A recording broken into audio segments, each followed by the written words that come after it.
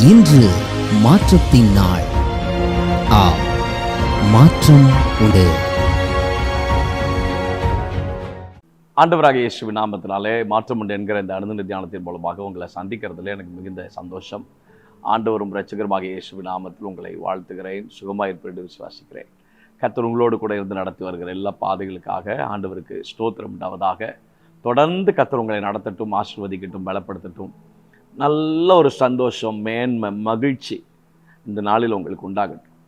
பல நாளாய் காத்திருந்து வேதனையோடு இருக்கிற காரியத்தில் இன்னைக்கு ஆண்டவர் ஒரு பெரிய சந்தோஷத்தை, மேன்மையை கர்த்தர் கட்டளையிடட்டும்.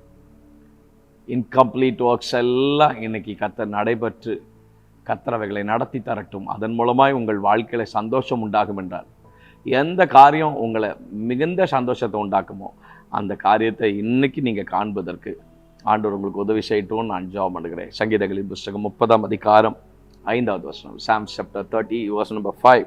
அவருடைய கோபமோ ஒரு நிமிஷம், அவருடைய தயவோ நீடிய வாழ்வு. சாயங்காலத்தில் அழுகை தங்கும், விடிய காலத்தில் களிப்பு உண்டாகும். For his anger is but for a moment and his favor is for a lifetime. Weeping may tarry for the night, but joy comes with the morning.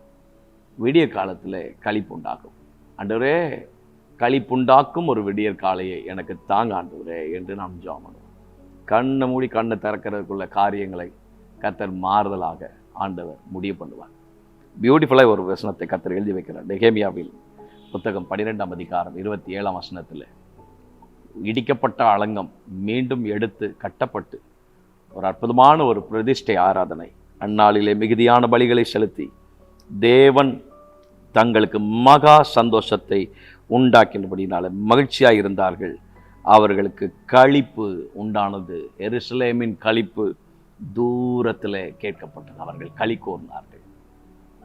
ஆவியானவர் என் இருதயத்தில் இன்றைக்கு பாரப்படுத்துகிற காரியத்தை உங்களுக்கு முன்பதாக வைக்கிறேன். உங்களுக்கு கண்ணை மூடி கண்ணை திறக்கும் போது ஒரு விடியற் காலை, ஒரு களிப்பு உண்டு. அது எப்படிப்பட்ட களிப்பு தெரியுமா?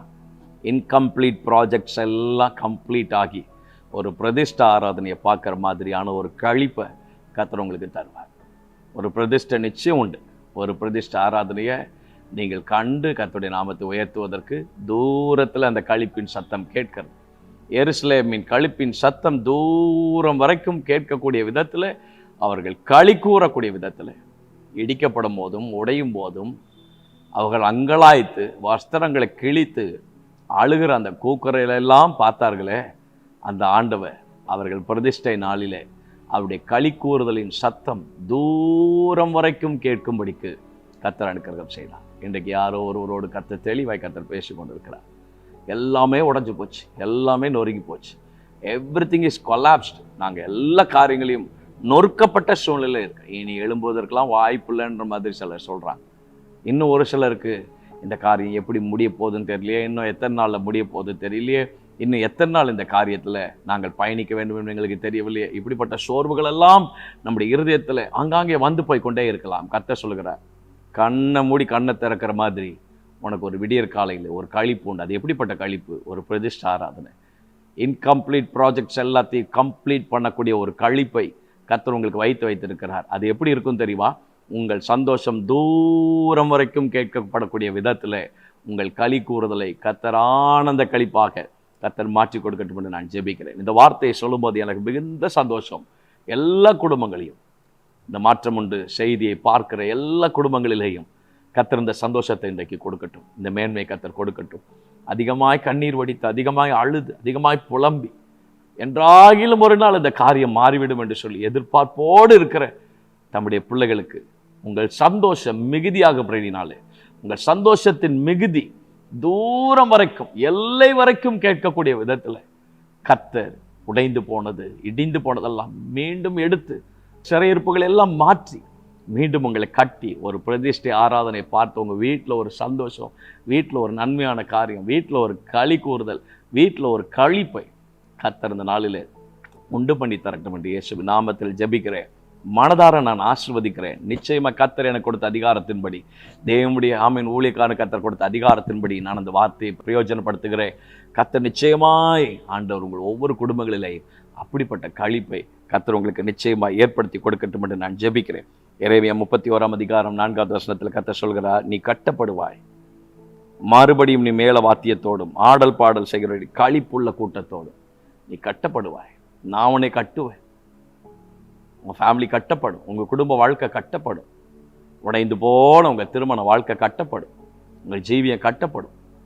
சபையை யார் உடைத்தார்களோ அவங்க கண்ணுக்கு முன்னாடி கர்த்தர் சபையை கட்டுவார். உடைச்சவங்க கண்ணுக்கு முன்னாடியே கர்த்தர் சபையை கட்டுவார். ஊழியத்தை கட்டுவார். உங்களை கட்டுவார். பலவீனங்கள் வந்திருக்கலாம், சோர்வுகள் வந்திருக்கலாம், அதை ஆண்டவருடைய சமூகத்தில் விட்டு விடுங்கள். கர்த்தர் 1000 தலைமுறை விட்டு இரக்கம் செய்கிற ஆண்டவர் உங்களை கட்டி உங்களை களிப்பு உண்டாகும்படி கர்த்தர் செய்வார். உங்களை களிப்பாக்குவார். உங்களை மகிழ்ச்சி ஆக்குவார். தேவ திட்டமும் தேவனுடைய தரிசனம் உங்கள் குடும்பங்களில் உங்கள் வீடுகளில் நிச்சயமாய் தொனிப்பதற்கு ஆண்டவர் அனுக்கிரகம் செய்வார். 30ஆம் சங்கீதம் 11வது வசனத்தில் அழகாக எழுதுகிறாரு, என் புலம்பலை ஆனந்த களிப்பாக, என் புலம்பலை ஆனந்த களிப்பாக, என் புலம்பலை. எந்தெந்த இடங்களெல்லாம் ரெட்டுடுத்தப்பட்ட சூழ்நிலையில் துக்கமாக இருந்ததோ அந்த துக்கத்தெல்லாம் கர்த்தர் மாற்றி இன்றைக்கு எனக்கு ஒரு களிப்பு கர்த்தர் உண்டு பண்ணுங்க. ஏசப்பா, நம்முடைய பிள்ளைகளுக்காக நாங்கள் ஜெபம் பண்ணுகிறோம். தேவனே, நம்முடைய பிள்ளைகளுடைய துக்கமெல்லாம் சந்தோஷமாய் மாறட்டும் ஆண்டவரே.